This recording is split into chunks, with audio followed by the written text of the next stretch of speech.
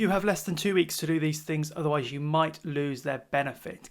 Let me talk you through it, but if you're new to the channel, my name's Matt, and on this channel we talk about personal finance and investing, and let's get into this very important topic because you've only got less than 2 weeks to use these allowances before they reset on the 6th of April, which is the start of the new financial year. First of all, let's talk about pensions. Now I know what you're thinking. You might be 25, you might have just started, out in your job, and you don't want to think out to retirement. But putting money into your pension is not only going to benefit you in the long term, but it's actually going to be relatively tax efficient. So for the current tax year, there is a limit of £60,000 which you can top up your pension by, or 100% of your earnings if you earn less than that. And this does include the contribution your employer makes as well. If you're a higher rate taxpayer or even the additional rate taxpayer, you can actually get 40 or 45% tax relief, but you will actually have to claim this back, anything above the 20%, on your self-assessment next year. You could also carry forward any unused allowance for the next 3 tax years, and this one is specifically a bit different. The next thing to look at when it comes to pension is looking at the state pension. In order to qualify for the state pension when you retire, you have to have at least 10 years of qualifying national insurance contributions. And to get the maximum state pension, you have to have around 35 years. Now, let's say you've been out of work or something happened where you haven't been paying any national insurance, you can actually backfill and pay for previous years to make up those qualifying years. And the reason I'm talking about this is because until the end of the 5th of April 2025, so less than 2 weeks time,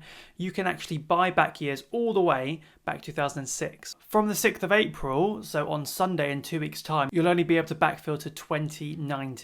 So you're going to miss out on those 13 years from 2006 to 2019 if you need to buy back years and you haven't done it also already. Buying these years will boost your state pension when you come to retire, but by the amount is going to vary from person to person. How you do this is you make voluntary national insurance contributions, which are class 3, or if you're self-employed, you can make voluntary class 2 contributions, which are a little bit cheaper. Roughly speaking, filling out a year will boost your state pension by 1/35th of the standard rate, so about £329 a year. So it's going to differ from person to person, but you could buy X amount of years and get much more benefit from it if you then are entitled to more of the state pension when you retire. Now let's talk about the next thing you should look at using before the end of the tax year, and this is ISAs. Now ISAs stands for Individual Savings Account, and the government give you a £20,000 limit across the 4 types of ISAs for this tax year, and this is use it or lose it. So you've got until 11:59 p.m.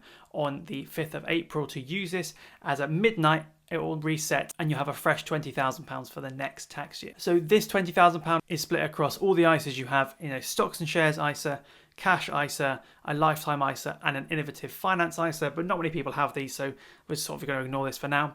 The lifetime ISA itself has a limit of £4,000 you can put in because the government is giving you that 25% bonus towards your first house. We won't go into it now, but please check the pros and cons about lifetime ISAs because you could pay a penalty if you don't use that money for a house. So as a person, you have £20,000 allowance between all these different ISAs. So just calculate and see if you've got a couple of £1,000 left and you want to put that in a cash ISA, good savings rate, or you put it in a stocks and shares ISA or a lifetime ISA if you're trying to save for your first house. Use this allowance if you can and you can afford to do so. Again, it's going to be all your personal decisions about your personal finance situation, but you will lose that allowance if you don't use it up by the end of the tax year. There is technically a 5th type of ISA, and that is a junior ISA. So every year you can put £9,000 on top of your £20,000 into a junior ISA for each of the kids you have. So if you have 2 kids, you can put £9,000 and £9,000. And this is also per parent, right? So both parents could, in theory, put £9,000 for each of their 2 kids. This works quite the same as a normal ISA, but just your child won't be able to access this until they are 18. But in my opinion, it's a great way to save for your kids' future, for them to buy a car or help with a house deposit when they're just getting started in life. Personally, for me at the moment, I would recommend trading 2-on-2 for a stocks and shares ISA or a cash ISA, as they offer very decent rates for the cash ISA and also uninvested cash in the stocks and shares ISA, and their fees are also incredibly low for a stocks and shares ISA. If you want to sign up and get a free share worth up to £100, there'll be a link down in the description, or if you signed up in the last 10 days, you can go and enter the promo code MATT to also get your free share. And finally, let's talk about capital gains allowance. So this is currently set at £3,000 for this tax year. Again, this is another use it or lose it situation, so you can't carry it over. So let's say you're thinking about selling certain things, like you might want to sell some stocks that are not inside of an ISA because that would still be tax free.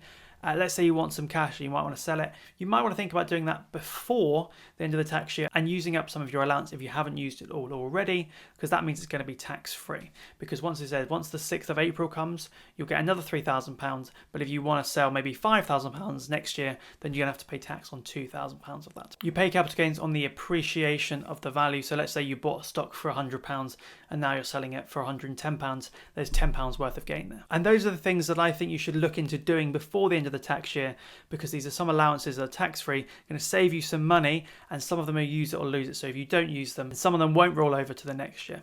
Thank you for watching, and I'll see you in my next video.